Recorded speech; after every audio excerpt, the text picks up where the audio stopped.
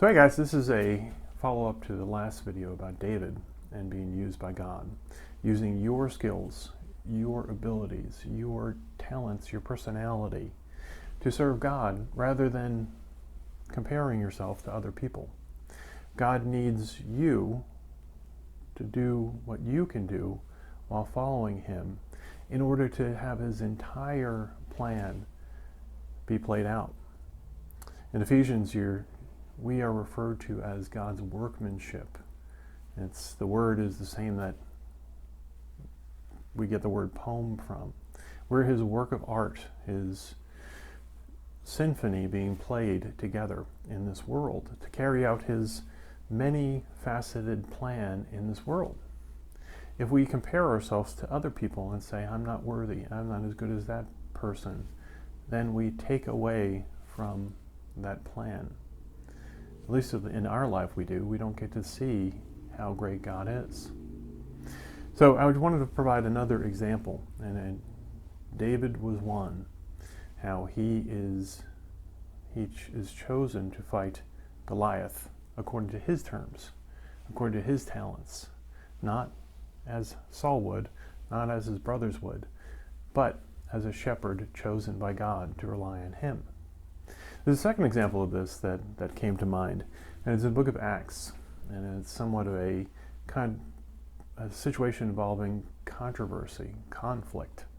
In the book of Acts, there's the first missionary journey involving two co-workers, Barnabas and Paul. They're both great, awesome men of God. Everybody knows Paul wrote a good portion of the New Testament. Wonderful servant, wonderful preacher, wonderful evangelist for Christ. Barnabas is just as impressive. The apostles call him the son of encouragement. Means that his whole life is defined by encouragement, so much so that the apostles call him that. And during the first missionary journey, they also have a younger fellow named John Mark with them. And they get to a certain point in the journey, and John Mark hightails it out. He goes home. Kind of understandable. We can look back and say, well, how could you do that? But at the time, the entire Roman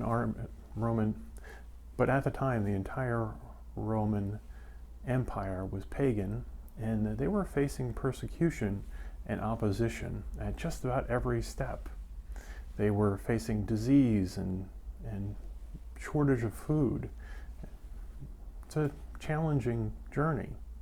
And it appears that John Mark, for whatever reason, gives up and goes home. They complete the first journey, and they're heading out for the second one, and a conflict develops. Paul, the man who is very clear on his calling and just loves the church so much, loves the new churches and loves the people out there that need to be saved, says essentially, John Mark can't come on the second journey. He messed up the first time. He abandoned us. He let us down. We can't take him. This is too important. It's an understandable position if you think about it. It's the second great missionary journey. And on the first one, he abandoned them. He's just simply saying this is too important to rely on someone who's unreliable. Barnabas, on the other hand, the son of encouragement, the one who seems to give second chances, says, no, I want to take John Mark. I want to encourage him in his walk with Jesus. I want to spur him along and give him a second chance. The result is Paul and Barnabas have a sharp disagreement. Back and forth is described as sharp or heated in the Bible. And these are amazing men of God essentially having a sharp disagreement. We look at that now, and particularly if you were there at the time, it would seem that this is terrible. How could God allow division come between these great partners and great men? And Paul and Barnabas wind up splitting into two separate missionary teams. You have Paul and Silas on one hand, and they go out and do what's called the second missionary journey. And then on the other hand, Barnabas takes John Mark. and he goes to Cyprus and starts a different mission. If you look at that, and if you kind of go back to the 1,000-foot view, you can see just how God uses different people and different personalities to carry out his will. So you start off with one team trying to reach the world. After this disagreement, how many teams do you have? 2. You have double the teams and double the amount of area that can be covered with the message of the gospel. That alone is great news.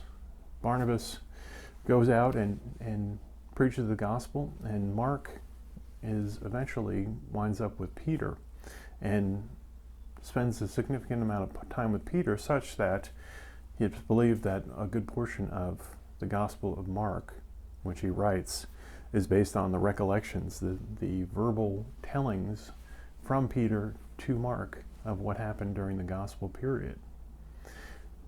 But even more than that, you have the interlocking personalities, interrelated personalities, all working to bring this to fruition. So you have Paul, who's setting out on his journey and is very clear. And he wants truth, he wants simplicity. He says it's too important. God provides Silas to come along, who's also a great man of God. And they go out, and because of Paul's certainty, his personality, they go out and do another great missionary journey. You needed Paul to be Paul and Silas to be Silas, 2 different personalities to get that done. But we also needed Barnabas to come along and help and be gentle and be encouraging and to give John Mark a second chance. Paul and Barnabas are very different. Paul and John Mark are very different. But they're all being used to carry out God's will.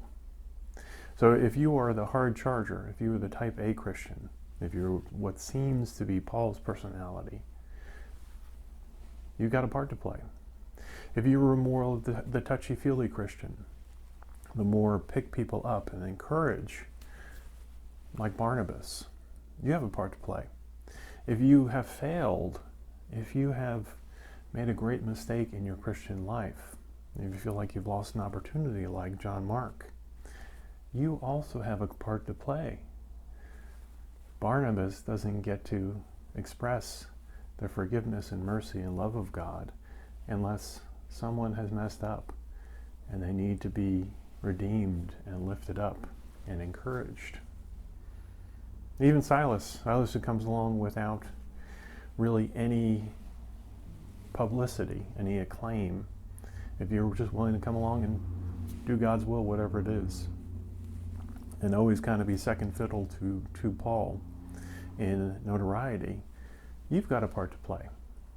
All those personalities, very different people, all being used to bring God glory, to bring the gospel to people.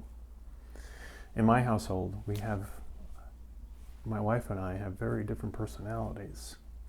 We are very different types of people. But the more we understand, the more we move away from comparing ourselves with each other and saying, well, I'm not as good as that, and good as her at that, and I'm not as good as him at that. But rather, how do we interlock? How do we get behind each other, in front of each other, and get like a hand interwoven with one another to serve Christ, using our own strengths and our own individual weaknesses to bring God's glory, the more we work well together. So the message, to be clear, is it's not that God requires one type of servant. We can sometimes stereotype the great men and women of God, but throughout history, the great men and women of God have always been a huge variety of people that have just had the one clear revelation that I am God's servant to be used however He wants me to be used. D.L. Moody put it simply.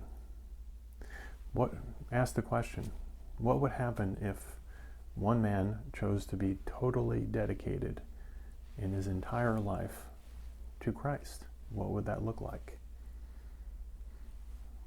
So the question for you, as you seek to follow Christ, are your eyes on all the other people, on the comparisons, on the strengths and weaknesses? Do you think you're better than someone or worse than someone? Or are they simply on Jesus, as Hebrews 12 says, fixing your eyes on Jesus, to the exclusion of everything else? That's the sort of man or woman that God can use and can do great things with. God bless you.